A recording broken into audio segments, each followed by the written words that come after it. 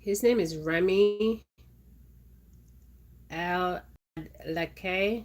Al Lakay. He's African American male, and he talks about exposing the human trafficking and how they're sending ex-military um, Navy SEALs. They call them contracts. They go in, they study the case, and they find these children, right? So I want you guys to hear from his own voice what he says about human trafficking. Um, I'm not taking credit for this, okay? I'm thanking this man for coming forward. He's also writing a book. It should be out anytime now. And he breaks it down. Now you gotta understand, he's been in the Navy SEALs for a very long time. So say a family has money, right? And they want to hire um, these ex-military, okay? Um, they do this freelance, okay? They do a contract, they get paid. But if you don't have money, um, a lot of times these Navy SEALs will not, um, Navy SEALs, Marines, um, do these contracts, okay? So I want you to listen to him, okay? And he's coming out with a book, okay? But I'm going to play this, okay? So you guys ready? Here we go. You're going to hear him in his own. Let me backtrack a little bit. Okay, he's going to talk about it. So I want you guys to listen, okay? Help me better understand. And he took me into this chapel in this slum that was no bigger than the size of 3 toilet stalls. And at the end of the chapel was a dead baby, 6-month-old baby in a casket. And he explained. Okay, he's going into a chapel. A chapel is a church, okay? Listen to this. This is deep, you guys. To me that the baby died because the mother wasn't getting enough food and water, so her breast milk dried up, and therefore she mixed formula with the local water, and that's what killed the baby. And he used that as a teaching moment for me to help me to understand it. He was like, this is their plight. I'm not justifying why the parents do what they do, but they're desperate. So for them, it's either we sell our. So he's saying that the mother had to sell her children, her other children. Listen to this. This is deep. To survive. In order to these traffickers, or all of our kids die. And again, that didn't make it wholly understandable to me, but it did give me a sense of understanding. And when I left the DR on that trip and got back to the States, as soon as I landed, I had a voicemail by Michael Bay's producing partner, Mike Case. And he said, hey, Michael's looking for you because he's starting his next movie, 6 Underground, with Netflix, and he wants you to be the lead consultant on it. And it was through that conversation, that situation, I got hired into the job. It was like these two worlds collided. In this world of human trafficking that I have been working in and out for about 3 years, and then film and TV that I have been working in during the same time.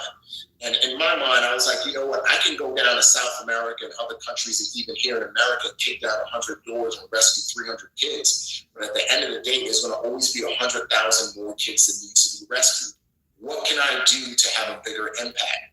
And when we go overseas to do missions, I'm sure we discussed this while we were on the show, but when we go overseas to do missions, there's something called winning the hearts and the minds of the locals. And we use civil affairs units as well as PSYOPs units, and they'll go into the local town and they'll, rebuild schools, they'll hand out soccer balls, they'll rebuild soccer fields and so on and so forth, and to win the hearts and minds so that the locals can help us do our job, help us find the bad guy or not hide the bad guy, and so on and so forth.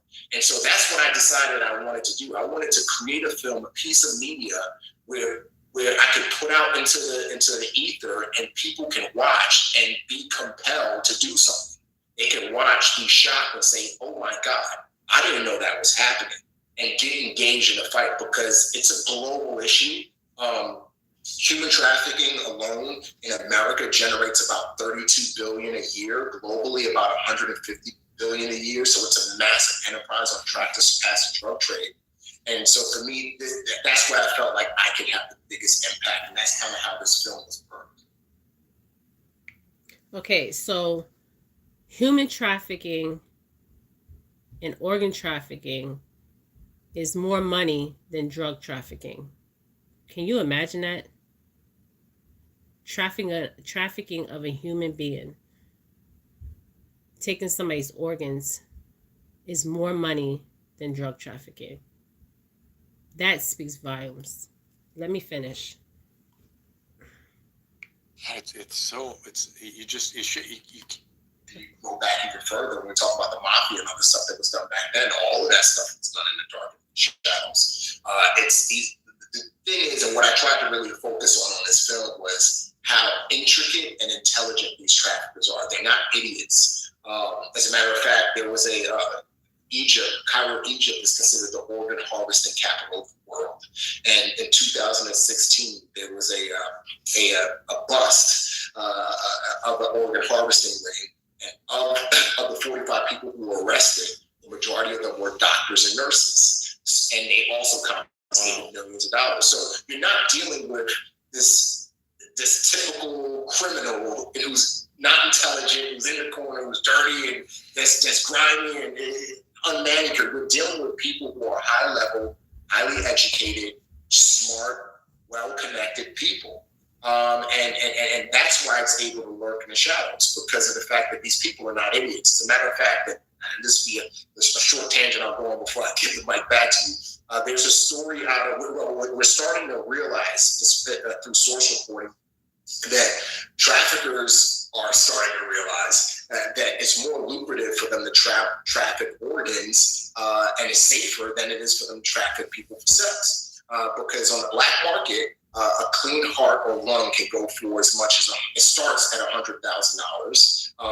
Kidney or liver starts at clean heart or lung starts at $130,000. A liver or kidney starts at $100,000, and corneas of the eyes start at $30,000. So if you take a whole person, you can conservatively. Oh my gosh, he said corneas of the eyes. I couldn't believe when he said that cost them. Let me go back. That is crazy. I'm going back, you guys. I'm gonna let him talk.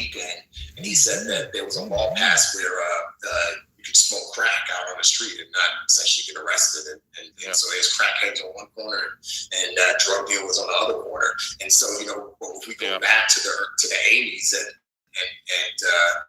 the 90s, a lot of the drug dealing was done in the shadows, as well as, and you go back even further when we talk about the mafia and other stuff that was done back then. All of that stuff was done in the dark shadows. The thing is, and what I tried to really focus on this film was how intricate and intelligent these traffickers are. They're not idiots. As a matter of fact, there was Cairo, Egypt is considered the organ harvesting capital of the world. And in 2016, there was a bust of an organ harvesting ring. And of the 45 people who were arrested, the majority of them were doctors and nurses. And they also confiscated millions of dollars. So you're not dealing with this typical criminal who's not intelligent, who's in the corner, who's dirty, and that's grimy and unmanicured. We're dealing with people who are high level, highly educated, smart, well-connected people. And that's why it's able to learn because of the fact that these people are not idiots. As a matter of fact, that, and this will be a short tangent I'll go on before I give the mic back to you. There's a story out of, we're starting to realize this, through source reporting, that traffickers are starting to realize that it's more lucrative for them to traffic organs and it's safer than it is for them to traffic people for sex. Because on the black market, a clean heart or lung can go for as much as it starts at $100,000. Kidney or liver starts at clean heart or lung starts at $130,000. A liver or kidney starts at $100,000, and corneas of the eyes start at $30,000. So if you take a whole person, we can conservatively say that person can go for $500,000 if their organs are sold on the black market. The average sex traffic victim it takes them years to make $250,000 for their trafficker, for their pimp, for whatever the term we're gonna call it. So it's more lucrative for them to organ harvest, organ traffic people, and it's safer because they don't have to worry about their victim being catching disease or being dealing with an undercover NGO or undercover cop. So again, going back to my main point, these people are intelligent and they've really found different ways to work the dark web. I mean, there was a girl who was trafficked from a Dallas Mavericks basketball game this year. It was a national news story, and she was found on the dark web. She went to the Dallas Mavericks playoff game with her father, went to go use the bathroom, never came back. Father went to go look for her, couldn't find her. Security went to go look for her, couldn't find her. The cops came, couldn't find her. Wow. Cops wrote her off as a runaway. The parents, a few weeks later, employed a human trafficking nonprofit to help find their daughter. The human trafficking nonprofit went on the dark web where these people work and moved. The dark web is real. It's interesting because you'll meet people who don't even believe the dark web exists. It does exist. Oh, no, it exists. His profile was on the dark web. So a sting was set up and she was rescued, but she's scarred for the rest of her life, of course. But these people are smart. And some of the traffickers that were at that house when the sting was carried out were at the game that day. So we're not dealing with idiots. Oh my God. And it just is so. I mean, you have to think in terms of okay. So it has happened in the U.S. and we know that Americans who are desperate. See, this is something that, especially as it relates to organ harvesting, most healthy people don't realize. When you are not healthy and you need an organ to be able to last another year or 2 years, you're desperate. You'll be willing to do anything. 4,000 Americans die every year because they didn't get a kidney in time.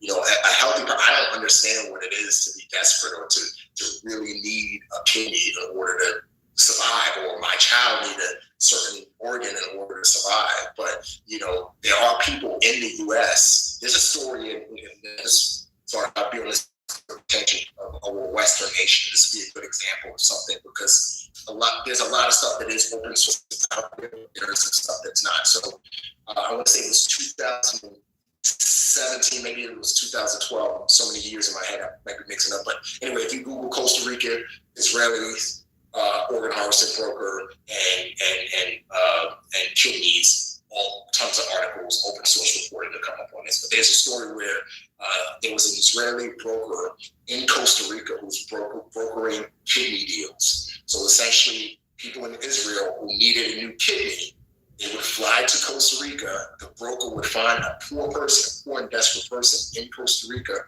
that was willing to sell their kidney. And there was an exchange that was done, and the kidneys illegally were sold on a black market. So that's an example. You do get Americans who will travel to other countries where the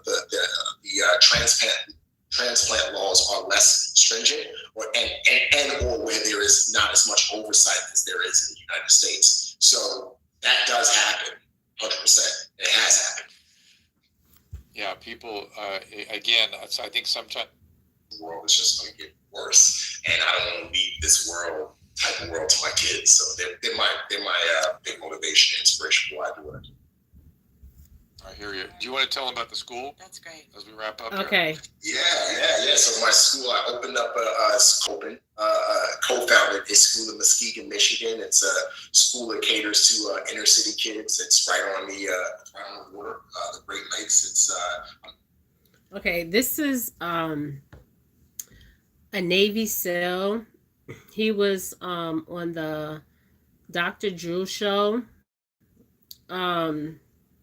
And what he's saying is he started his own organization because he didn't believe this stuff was real, you guys. Okay, he had to see it for himself. So when he first walked into the church, he seen the mother, right? And she couldn't feed her baby. So she wound up selling her other children. So you see how the organ trafficking of organ parts of the body, which I just learned something new today, and I've watched this video, that the eyes are more than the heart and the kidneys and the liver. Okay, that is very interesting. Okay, but But I'm so glad he's coming forward. I cannot wait for his film to come out. Um, he spent his childhood in Nigeria. Okay, he wound up coming to the United States. His father passed away. He wound up moving to the United States. He was with his mother. They were poor. He was his finishing out his childhood in the Bronx. He wound up going to the military. He made it into the Navy SEALs, which a lot of people go through the Navy SEALs, and a lot of them don't get picked. He got picked. So he just talks about his experience with human trafficking, organ trafficking, and he is writing a book, and he's also coming out with a movie, and I'm so glad. I'm also going to reach out to him. Okay, I'm going to reach out to him. I'm going to see if I can reach out to him and send him a message. And I am so surprised, you guys. I am really surprised that nobody has hired anybody besides, I heard they hired, what's his name? The bounty hunter. But I think they need to hire somebody like him that's military. Okay. And the reason why is because they can go in unexpected. Okay. They're trained to do this. Okay. He's out here saving people. Like he said, they were at a game. The daughter went into the bathroom and they couldn't find her. She was on the dark web. Okay. She was on the freaking dark web. And imagine you as a parent taking, like, that's me taking my daughter to the Eagles game. Okay. Because I'm an Eagles fan. I'm PA girl by heart. Okay. I was raised in PA in Florida. But I'm always a Philadelphia fan. So imagine me and my youngest daughter. I'm saying my youngest daughter. And I let her go to the bathroom by herself. And she's a teenager, Um, and then I don't see her come back, right? And so they were hired to find this girl, and they had to go on the dark web. Now, a lot of people don't want to go on the dark web. I don't think I don't have the stomach to go on the dark web. Okay, I don't have the stomach. Um, and that's sad to say. But if it was my child, I would have the stomach. But it's not saying that I don't care about these other children. I do, but do I have the stomach? Because you got to imagine, like, if you see this stuff and then you go to bed, this is always replaying in your mind, okay? This is always going to be replaying in the back of your mind, okay? Once you take those glasses off, you can never put those glasses back on, okay? Never. So, I'm going to try to reach out to him because I'm surprised that they haven't hired nobody like him.